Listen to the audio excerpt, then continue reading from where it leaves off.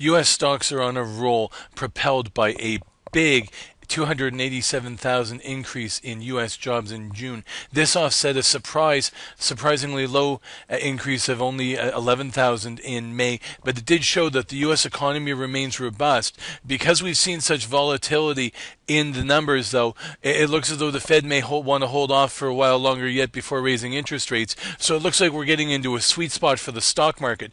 The Fed is hesitant to raise rates between Brexit and the volatility in job numbers. Meanwhile, the strong job numbers also show, along with other things like consumer spending and service PMI and other reports, show that there's a very strong U.S. economy out there. There are so very positive prospects for U.S. corporate earnings. This is looking good for the stock market right now. The question is, how high can stocks go based on the fact that they're already trading close to some big highs that's lasted for over a year now. I'll just show, for example, here the Dow and how it spiked up on the employment news, has continued to trend higher during the day right into the weekend. This is the shorts getting squeezed out, and just relentless support here, very, very strong. But we still have to ask ourselves, how far can this really go? Because we've been mired in a big trading range for well over a year now. This is an 18-month chart. And what this tells us is that we're back above 18,000. That's good news. We're approaching this first resistance line here about 18,150, and there's another one here about 18,350. That's also a significant one that could be tested.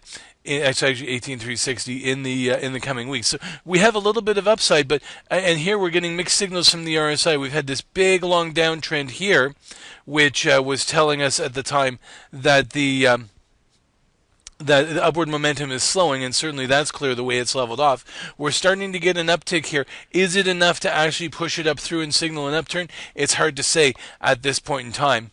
Looking now at the S&P 500 gives us a similar chart. If we bring it up here, we'll see again, we're back up above 2100. We've cleared 2120, and now the next one here is 2135, dating back over a year to this high here.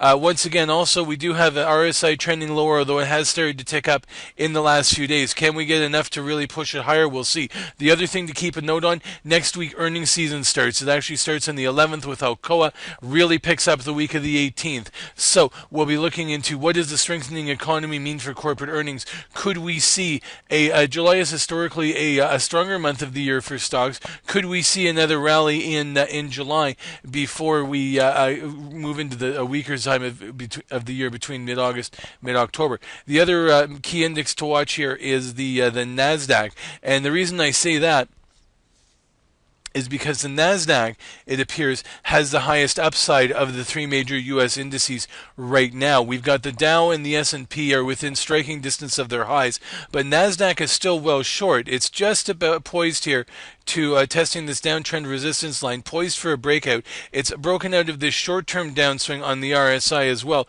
So we do have upward momentum picking up.